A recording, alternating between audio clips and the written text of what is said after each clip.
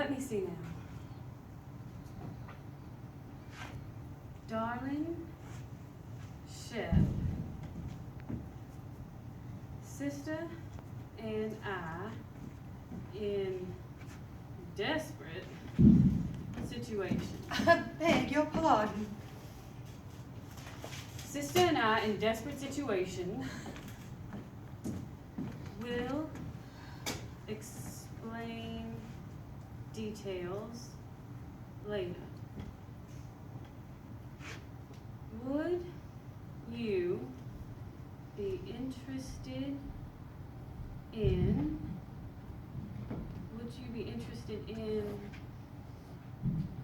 oh, you never get anywhere with direct appeals.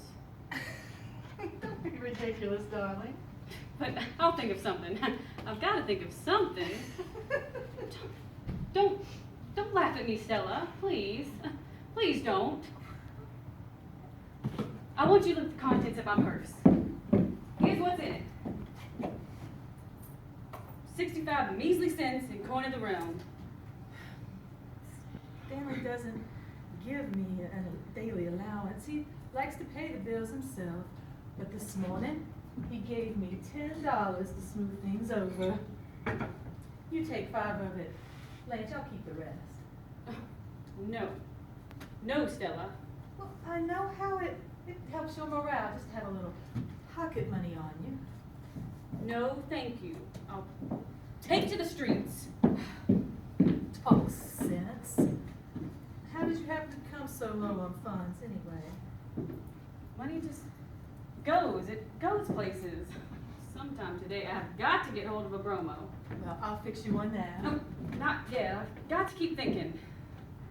Well, I wish you would just let things go, just at least for a little while. Stella, I can't live with him. You can, he's your husband, but how can I stay here after last night with just those curtains between us? Blanche, you saw him at his worst last night. On the contrary, I saw him at his best. What such a man has to offer is animal force, and he gave a wonderful exhibition of that. But the only way to live with such a man is to go to bed with him. And that's your job, not mine. You'll see, after you've rested a little, everything is going to work out just fine. You don't have to worry about anything while you're here. You know, expenses, I mean. I have to plan for us both, to get us both out. You take it for granted I'm in something I want to get out of. I take it for granted that you still have sufficient memory of Belle Reeve to find this place and these poker plays impossible to live with. Well, you take entirely too much for granted. I can't believe you're in earnest. No? I understand how it happened. A little. You saw him in uniform, an officer. Not here, but at... Well, I don't think it would have mattered where I saw him. Now, don't tell me it was one of those mysterious electric things between people. If you do, I'll laugh in your face. I'm not going to say another word about it. All right, then don't. But there are things that happen between a man and a woman in the dark. Makes everything else seem unimportant. What you were talking about is desire, just brutal desire. The name of that rattle-trapped streetcar that bangs through the corner, up one old narrow street and down another. Haven't you ever ridden that streetcar? It brought me here, where I'm not wanted and where I'm ashamed to be. Well, don't you think your superior attitude has been out of place? I am not being or feeling at all superior, Stella. Believe me, I'm not. It's just this. This is how I look at it.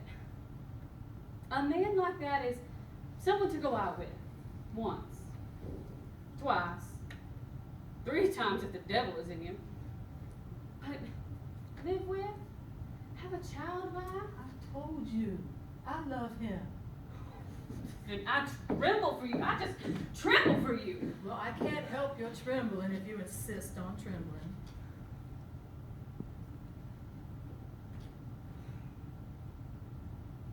May I speak plainly? Yes, do, as plainly as you want to. Well, if you'll forgive me, He's common. Yes, I suppose he is. Suppose? You can't have forgotten that much about bringing up, Stella, that you just suppose that any part of a gentleman's in his nature. Not one particle, no. He was just ordinary, just plain, but good and wholesome, but no. There's something downright bestial about him. You're hating that I'm saying this, aren't you? Go on, say it all, Blanche. He acts like an animal, has animal habits, eats like one, and moves like one, talks like one. There's even something subhuman about him, something not quite to the stage of humanity yet. Yes, something ape-like about him, like one of those pictures I've seen in anthropological studies. Thousands and thousands of years have passed him right by, and there he is, Stan the Kowalski, survivor of the Stone Age, bearing the raw meat home from the kill of the jungle. And you here waiting for him. Maybe he'll strike you, or maybe he'll grunt and kiss you. That is, if kisses have even been discovered yet. Night falls and the other apes gather.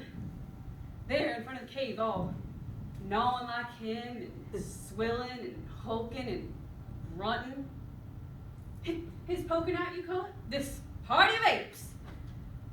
Somebody growls, some creature snatches at something, the fight is on. God, maybe we are a long way from being made in God's image, but Stella, my sister, there has been some progress since then. Such things as art, as poetry and music. Such kinds of new light have come to the world since then. And sometimes of people, some tender feelings have had some little beginning. And that we have to make grow and cling to and hold as our flag. And this dark march towards whatever it is we're approaching, don't hang back with the brutes.